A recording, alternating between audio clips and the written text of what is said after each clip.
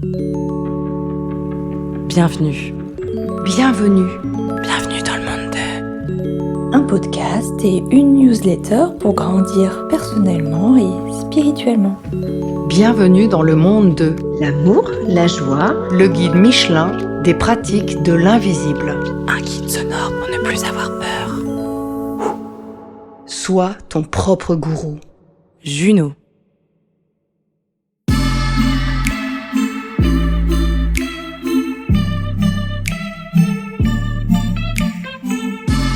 Salut, c'est Julien. Je vais au fil de ces épisodes te faire découvrir toutes les pratiques qui ont changé ma vie. Celles qui m'ont permis de faire entendre ma voix pour la première fois en public et de me sentir enfin vraiment à ma place. Depuis, j'ai multiplié ces expériences de l'invisible. Énergéticienne, magnétiseur, chaman et bien d'autres encore. Mon but, t'ouvrir différentes portes d'entrée vers ce monde-là. Que tu puisses goûter avec confiance d'autres voies pour toi.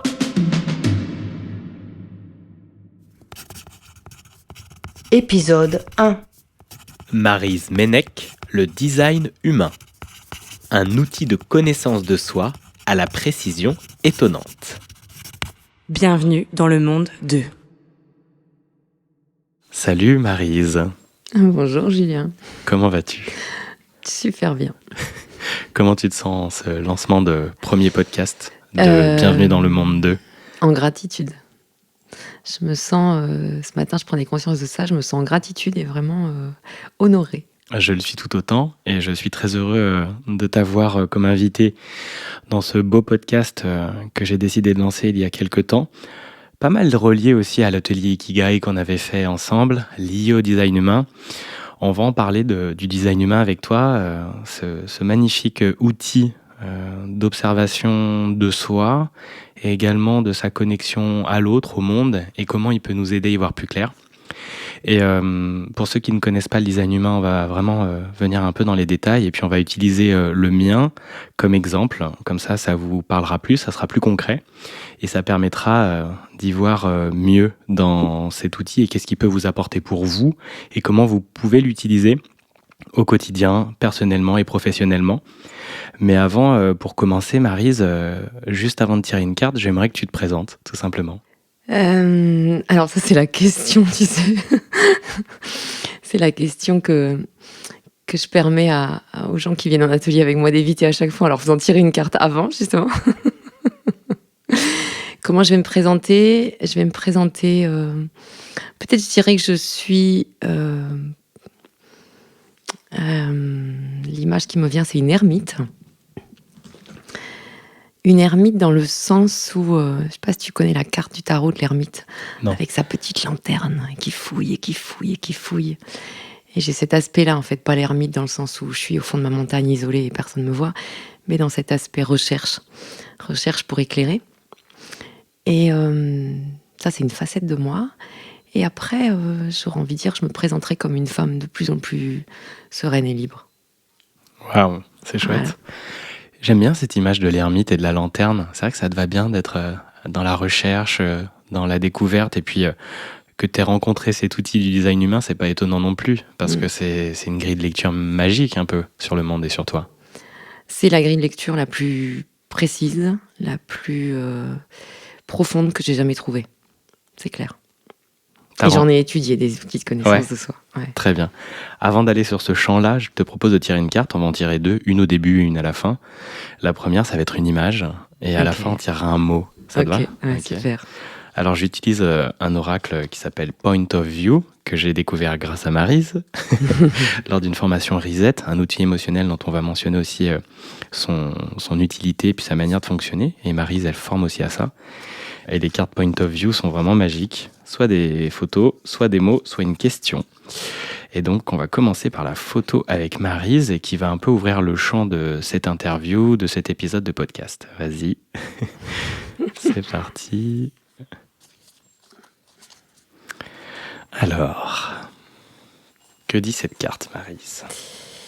C'est des petits pieds d'enfant avec 2 chaussettes différentes. Et il y a quelque chose de tout mimi, en fait. Et ces 2 chaussettes différentes, moi, ça m'amène à je reviens au nom de mon site internet ou de mon entreprise, parce que il y a un côté de oser la différence, tu vois. Pourquoi en fait on met tout le temps les mêmes chaussettes? C'est vrai ça. Franchement. Et, et moi qui suis maman de 3 enfants, quand tu veux retrouver les chaussettes qui vont ensemble, en fait ça marche pas. Et mes enfants mettent toujours des chaussettes différentes. Ok. C'est beaucoup plus simple. Et je trouve que en fait ça vient parler d'une certaine originalité, d'assumer une certaine originalité. Ça me fait beaucoup penser à toi. On en reparlera quand on regardera ton design tout à l'heure. Parfait. Et puis c'est des chaussettes colorées. Il y a du vert, du blanc, du rouge, du bleu. Et pour moi, ça amène aussi à j'ai envie de dire, et c'est un petit peu moi ce que j'essaye, ce que j'aime faire avec les gens que j'accompagne, c'est retrouver sa couleur, retrouver ses couleurs, tu vois. En fait, on est remettre un peu de la vie, quoi. Voilà. Et retrouver sa couleur fondamentale, en fait. C'est ça. Ok. C'est ça. Est-ce que toi, c'est venu dès le départ, dès ton enfance, cette envie d'originalité, d'être avec des chaussettes dépareillées, ou ça a été un apprentissage? Ça a été un apprentissage. Moi, j'étais une petite fille sage. Très sage. Très, très sage. Ok. Vraiment, vraiment trop sage, en fait. Et c'est vraiment le design humain qui m'a permis d'aller chercher cette originalité que je portais et que j'assumais pas du tout, en fait. Donc c'est arrivé tard, en fait. Parce que le design, tu l'as rencontré à quel âge? C'est arrivé tard. Moi, je l'ai rencontré aux alentours de 38 ans. Ok. Donc jusqu'à 38 ans, t'étais plutôt dans le rang. Ah, j'étais dans le rang. Ok. Ah, j'étais dans le rang. Il ressemble à quoi, ce rang? Une travailleuse. Ok. Une femme qui bossait dur, tu vois, qui était comment je vais dire, avec voilà, mon chef, il me disait ça, je faisais 10 fois plus que ce qu'il fallait. Voilà. Ok. Tu surdélivrais. Très conditionné. Ok. Ok. Et qu'est-ce qui s'est passé pour Eh qu'à ben, 38 ans, ça y est? À 38 ans, justement, c'est une de mes expériences, comme je dis, expérience de référence. J'ai quitté le monde du salariat. Et c'est ce point de départ, en fait. Ça a été le point de départ pour moi de partir vers autre chose. Et c'est comme ça, en fait. Je voulais faire une formation de coaching. Et j'ai découvert le design humain par le plus grand des hasards, comme on dit. Et je me suis pas du tout reconnue au début, en fait. Quand on a eu mon design, je me suis pas du tout reconnue. Mais j'ai senti quelque chose de très puissant. Et du coup, je me suis formée. Et au fur et à mesure de la formation, en fait, justement, je me suis découverte ou redécouverte. Et c'est comme ça que voilà, je suis tombée dans la marmite, j'ai envie de dire. Ok. De cet outil que je pratique et que je continue de creuser depuis 14 ans. Oui, ça a l'air d'être vraiment très très profond comme outil. On va en parler plus. Juste avant, est-ce que tu te rappelles de ce déclencheur qui fait que tu quittes ton métier? Parce que si tu étais vraiment conditionné dans le rang pendant 38 ans, ça a dû être un peu de résistance pour le faire, ou comment est venu l'élan, comment est venu le départ? Le point déclencheur, c'est la vision du gâchis humain. Voilà, ça c'est ma faille, j'ai envie de dire, cette sensibilité au gâchis, mais c'est aussi ma valeur créative. C'est de voir ces humains qui sont au boulot, tristes, qui se lèvent le matin parce qu'il faut venir au taf, qui sont pas bons là où ils sont, mais qui sont excellents à un autre endroit, mais qu'on n'est pas capable d'entendre qu'il suffirait de les déplacer et de les mettre dans un endroit qui les fait kiffer, et que du coup, on gagne tout de suite une énergie. Ça a été le premier point. C'était compliqué pour moi de voir des gens souffrants, en fait, et d'accompagner, parce que j'étais chef d'équipe, des gens souffrants. Et le deuxième point, c'était le côté politique, dont je suis incapable, en fait. Voilà, ça veut dire, à un moment donné, quand tu évolues dans l'entreprise, tu es obligé de respecter un côté politique que je ne sais pas faire. Ok, tu es obligé de faire des concessions, des compromis et de nier un peu tes valeurs, quoi. Tu es obligé de nier tes valeurs, donc c'est à un moment donné, si tu nies trop longtemps tes valeurs, bah t'exploses en fait, c'est le burn-out. Et c'est le monde de la stratégie. Je ne sais pas faire. Ça veut dire, pour aller là, il faut ça. Et donc tu sais, tu déplaces tes pions. Je ne sais pas faire. Et toi, tu te relis donc à ton cœur, à ton mouvement, et c'est ça qui t'a emmené à me dire, vas-y, je sors, je vais faire une formation, je change de métier, je me mets à mon compte. C'était plus possible, en fait. Ouais. C'était plus possible, et mon corps, il le disait. La fatigue le disait, le stress le disait, donc c'était plus possible. Ça a même pas été un élan du cœur, en fait. Ça a été un truc de c'est plus possible, je peux plus voir ça, quoi. Et je suis partie en me disant que quand je serai grande, je retournerai dans l'entreprise expliquer aux dirigeants et aux managers qu'un humain n'est pas comme un autre humain. Ça, c'était mon truc, en fait. Voilà. Qu'ils comprennent que chaque humain a ses talents et que si tu le mets pas là où il est bon, en fait, c'est du gâchis. Tout à fait. Et donc, pour revoir au mieux qu'un humain est différent d'un autre humain, on a besoin d'un bel outil qui est le design humain. Est-ce que tu peux nous le présenter ? Parce que cet outil, pourtant, alors j'ai fait une séance avec toi, j'en ai fait une autre avec une autre personne. J'ai creusé, on a fait l'atelier Ikigai. Il me paraît encore quand même assez mystérieux. Je ne sais pas qui a créé cet outil. Il remélange, bon, vous verrez en image, mais il y a un triangle, on voit des symboles, il y a des hexagrammes aussi, il y a une grande roue, il y a quelque chose d'assez mystérieux. Ça mélange aussi de l'astral. Il y a la date de naissance qui rentre en jeu avec aussi l'endroit où on est né et l'heure de naissance, donc comme pour un thème astral. Et puis, il y a des croix, il y a des déterminations, l'autorité intérieure, des stratégies, enfin c'est assez fou. Et donc tu m'étonnes que tu plonges de plus en plus dedans. Comment tu pourrais nous le résumer simplement pour quelqu'un qui a juste entendu parler du design humain ou même pas du tout ? Comment tu approches ces personnes-là ?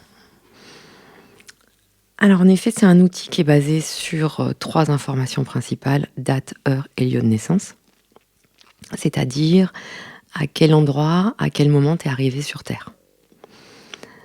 Et c'est un outil qui fait la synthèse, ou plutôt la reliance entre tant des sagesses anciennes que sont la science des chakras, l'astrologie, le hiking, mais aussi des sciences nouvelles que sont la génétique, la biochimie, la physique quantique, l'astrophysique, etc. Je pense qu'on n'a pas encore fini.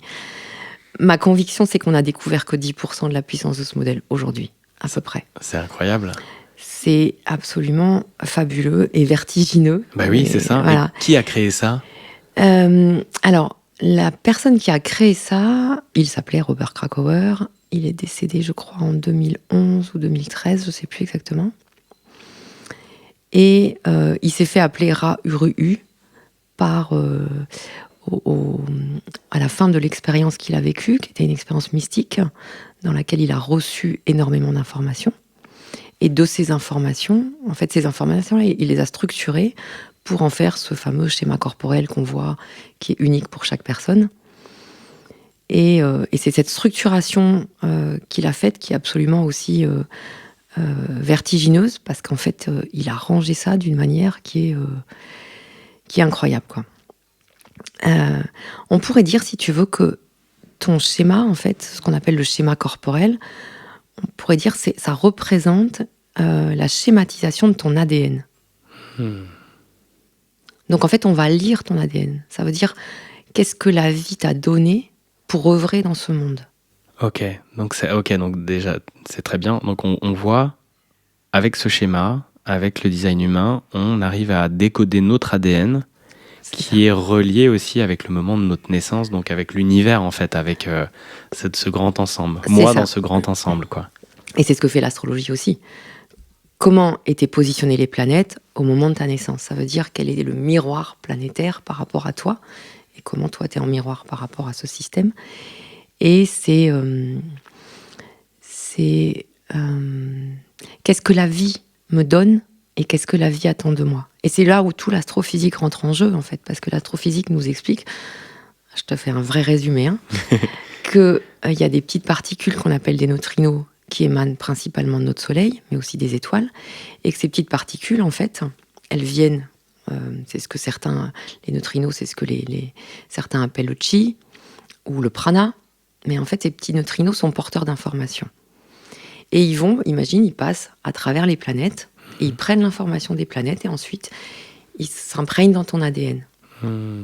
Donc, au moment de ta naissance, tu as cette imprégnation des neutrinos qui est liée au mouvement planétaire et à la position des planètes au moment où toi t'arrives et là où toi tu es. Donc, on est teinté, en fait, par toutes ces planètes, par tout ce qui vient jusqu'à nous grâce à ces neutrinos au moment de notre naissance, quoi. C'est ça. Ce qui fait nos particularités, ce qui fait nos vibrations différentes des uns des unes et des autres. Tout à fait. Et ça remet pour moi aussi profondément en question la génétique telle qu'on la voit aujourd'hui.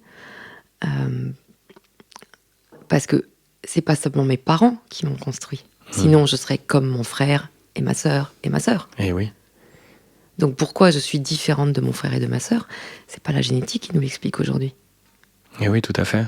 C'est que c'est une base, mais finalement, en fait, l'ADN est modifié finalement au moment de la naissance par. Il est créé. Il est créé, ouais. Il est créé au moment de la naissance par aussi l'environnement universel autour de nous. C'est ça.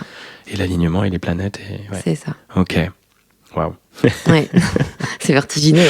Moi, ce que je trouve aussi vertigineux, c'est qu'une seule personne qui a canalisé toutes ces informations, donc Robert, tu as dit son nom, Robert Krakauer. Krakauer, qui a canalisé ça et qui a organisé. Enfin, c'est assez fou. C'est fou. Comment ça s'est passé dans la tête de Robert Krakauer pour imaginer cet outil incroyable? Alors, dans la fin des années 80, il y a eu des événements qu'on appelle des explosions solaires. Et comme je te disais, de notre Soleil émanent des neutrinos, qui sont des petites particules, suffisamment petites pour avoir une masse et prendre l'information de ce qu'elles traversent, et en même temps qui sont porteuses d'informations. Et donc, d'informations cosmiques, puisque ça vient du Soleil. Et en fait, je crois que c'est en 87 ou 89, il y a eu des fortes explosions solaires, et Robert Krakauer fait partie des gens qui ont en fait été à des endroits qui, comme par hasard, j'ai envie de dire, étaient un endroit clé où il a reçu beaucoup d'informations. Ça a été une expérience très difficile pour lui. C'est pas une expérience de canalisation standard ou lambda, j'ai envie de dire. C'est vraiment, il a reçu une grosse quantité d'infos. Il a mis de nombreux mois, voire années, à se remettre de ce choc, qui a été très très violent pour lui. Je crois que j'aurais envie de dire c'était un homme lambda, tu vois, qui est en vacances quelque part et qui d'un coup se prend tout ça dans la figure. Illumination, quoi. Voilà, c'est vraiment une expérience, mais qui a été physiquement difficile aussi. Donc et qui fait qu'en fait, il a reçu énormément d'informations, comme je te disais, qu'il a structuré après. Donc il a dû infuser tout ça avant de pouvoir en créer cet outil-là. Mais ça a dû être effectivement... donc on parle d'expérience mystique parce que non expliquée, on va dire, pour le moment. Mais finalement, il a reçu des informations de l'univers, quoi. Voilà, mais qui s'explique par l'astrophysique. Il a reçu un shoot d'informations, d'un coup, beaucoup d'informations. Il y a un logiciel dans lequel tu rentres les informations. C'est lui qui l'a créé ou ça a été quelqu'un d'autre? Le logiciel, il est basé sur le même logiciel que l'astrologie, en fait, et justement sur tous les mouvements planétaires. Okay. Après, on imbrique ça dans la roue du Yiking pour justement voir plus précisément que l'astrologie quels sont les potentiels qui sont activés. Okay.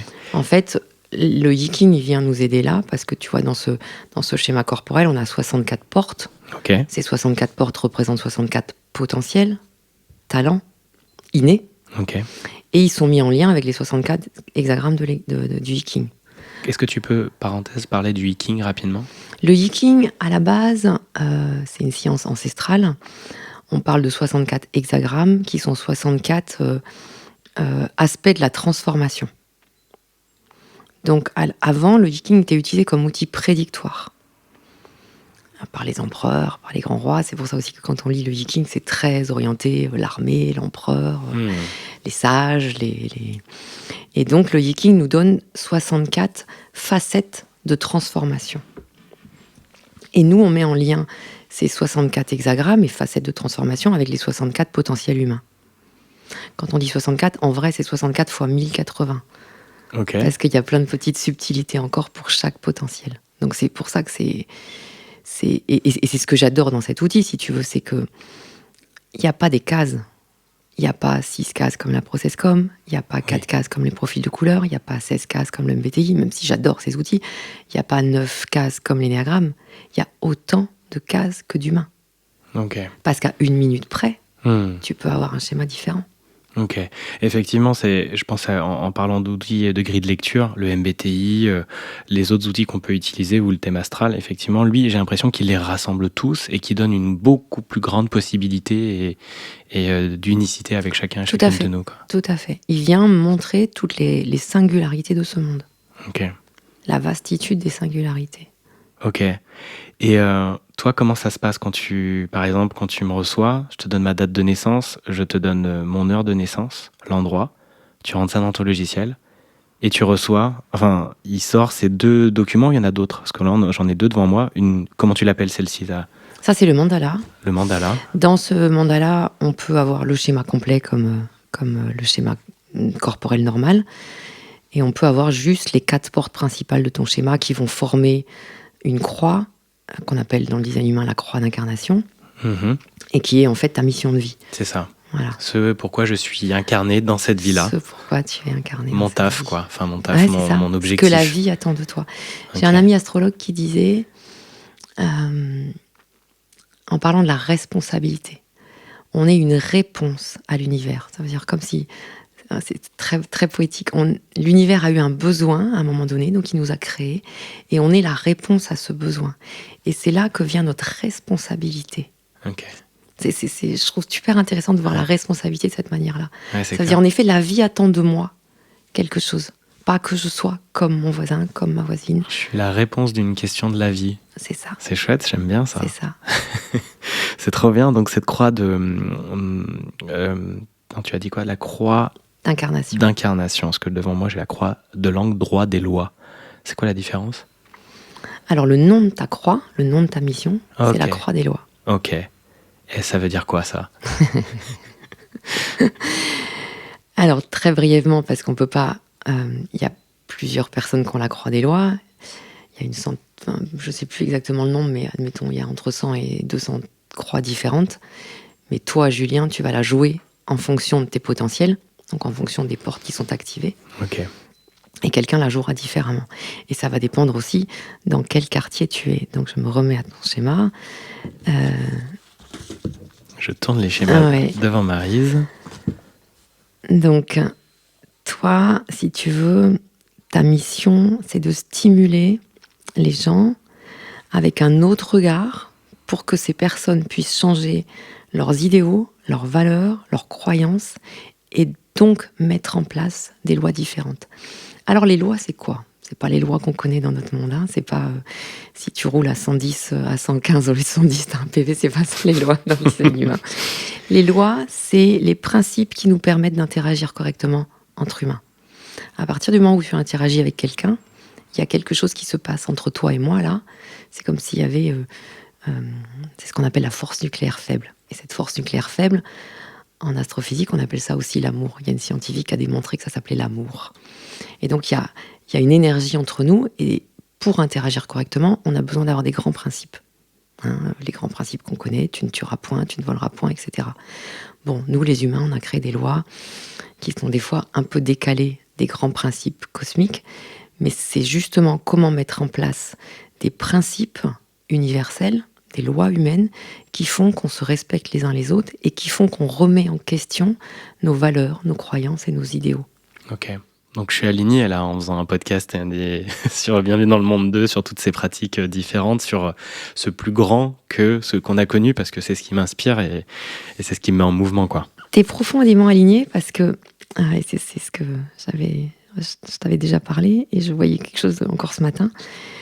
T'es profondément aligné parce que t'as besoin d'aller t'enraciner, en fait, si tu veux, pour pouvoir faire ça, t'as besoin d'aller t'enraciner dans la stimulation des autres. Et c'est ce que tu kiffes, c'est d'aller stimuler les autres. Et cette petite carte que j'ai tirée avec les chaussettes de couleur, c'est que ce vers quoi tu vas, c'est justement être celui qui va mettre en lumière des unicités, des singularités, des artistes, des artisans. On parlait tout à l'heure d'artisans. Et donc, de réveiller en fait ces singularités, de contribuer à réveiller les singularités de chacun. Et donc... de permettre aux gens d'assumer leur pas de leur permettre, mais les guider, les stimuler à assumer leur originalité, c'est-à-dire à assumer de mettre 2 chaussettes différentes. Et on s'en fout du regard de l'autre. C'est ça. Et on est soi-même. Et on est différent, quoi. Et on est différent, voilà, et on n'a pas tous des chaussettes grises identiques. C'est ça. Et bah c'est vraiment, oui, les personnes que j'accompagne justement en podcast, c'est souvent des personnes, des thérapeutes, des praticiennes, praticiens qui se lancent et qui doivent aussi assumer le fait de je travaille dans l'énergie, je travaille dans l'invisible, je travaille dans des choses que certains pourraient dire perchées. Et en fait, c'est génial parce que c'est aussi ce que je me suis autorisé à faire. Et moi, je vois aussi ces personnes comme je te montre que c'est tout à fait normal et aisé de le faire. Tu peux t'autoriser à mettre cette paire de chaussettes différente, à être toi. Effectivement, c'est assez facile pour moi. Donc, je me relie vraiment beaucoup à ça et ça stimule, ça énergise. Et souvent, on me dit, mais avec toi, Julien, j'ai l'impression que c'est facile. Et évidemment, parce qu'il y a ce côté, pour moi, c'est intégrer, c'est vécu, c'est ça, quoi. C'est ton talent. C'est ça, en fait, c'est ton talent. Et dans notre humanité, en fait, on est un peu dans des cases et dans des catalogues. D'accord ? Faut être un peu comme tout le monde, on apprend tous de la même manière, voire on mange tous la même chose. Et en fait, on veut être bon partout. D'ailleurs, pour les entrepreneurs, c'est un vrai défi. Parce que tu dois faire ton secrétariat, ta comptabilité, ta com, et ton cœur de métier, etc. Et donc, on veut être bon partout. Et ce que j'aime, moi, apporter avec le design humain, c'est au lieu de chercher à être bon partout, sois excellent là où tu es déjà bon. Ok, et donc laisse de côté ou délègue ce qui t'embête, ce qui n'est pas ta joie, ce qui n'est pas toi, quoi. Voilà, et où d'autres sont très bons. Oui, tout à fait. Voilà. Ok. Et donc, ouais, d'apprendre à faire grandir ce pourquoi on est bon, mais en fait, on le sait un peu naturellement, ça, parce que comment on peut... Alors, le design peut nous aider, mais donne-nous des pistes là-dessus. C'est naturel, mais tu vois, ces petites portes-là qu'on voit sur le schéma, tous ces numéros, tes potentiels, c'est comme si la vie, elle avait mis ça en toi. Et toi, c'est une graine, en fait, d'accord ? Et toi, il faut que tu fasses déployer cette graine, il faut que tu la fasses pousser, grandir, pour qu'elle donne des fruits. Imagine, elle a mis une graine de pomme. Toi, il faut que tu arroses cette graine, que tu y mettes de l'attention et que tu la fasses pousser pour déployer des pommes. Et que tu montres au monde c'est quoi des pommes. Et c'est là où toute l'épigénétique rentre. Parce que si tu montres aux gens comment on est solidaire, comment on stimule, tu apprends aux autres à faire ça. Tu vois ? Et du coup, les potentiels se déploient au niveau de l'humanité. C'est hyper intéressant parce que j'avais lu il n'y a pas très longtemps le bouquin du docteur David Hawkins sur l'échelle de conscience. Je ne sais pas si ça te parle. Et il parle d'attracteurs, en fait, aussi. On est dans ce champ d'énergie.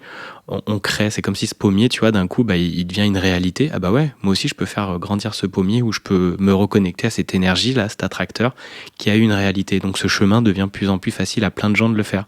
Comme une personne qui d'un coup dépasse la course en moins de 10 secondes du 100 mètres, je dis une bêtise, mais un truc comme ça, d'un coup, ça devient possible.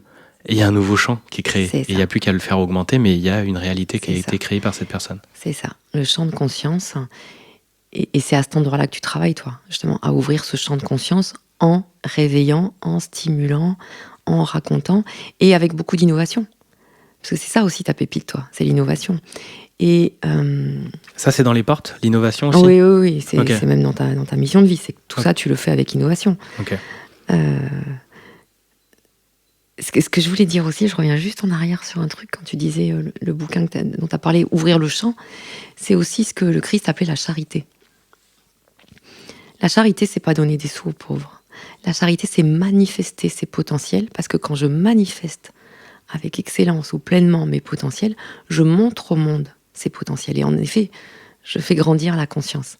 Et pour moi, l'outil du design humain est là pour ça. Ça veut dire ouvrir la conscience, déjà la conscience de moi, qui je suis, qu'est-ce que la vie m'a donné, pour pouvoir le manifester pleinement. Être encore plus moi. Être moi, j'ai envie de dire, en vrai, quoi. Ouais. À 3000%. Et c'est pour ça qu'aussi tu le ressens vraiment quand tu es avec des personnes inspirantes, ou tu regardes des vidéos, tu écoutes des podcasts, ou tu sens que ça monte en énergie, tu te sens attiré. Alors il y en a d'autres, ça va pas du tout te plaire, mais il y en a, tu vas sentir grandir. Et ça veut dire en fait que tu as ce potentiel en toi, dans ton champ, que tu peux utiliser. Tout à fait. Et le design, en fait, si je suis en train de changer de métier, je me rends pas compte, j'écoute un podcast, j'écoute ce podcast par exemple, et d'un coup je me dis ok, j'ai un outil pour y voir plus clair. Parce que peut-être que je suis en train de faire grandir un pommier, alors que moi c'est plutôt un poirier, quoi. C'est ça. Ok, donc le design va venir clarifier ça. Tout à fait. Comment ça marche toi après c'est quoi les premières choses que tu apportes aux personnes quand ils viennent jusqu'à toi ?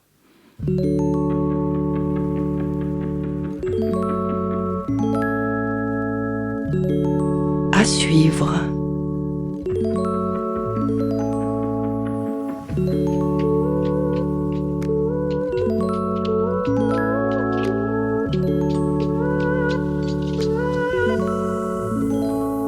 Bienvenue dans le monde de Juno, du soleil pour ton éveil.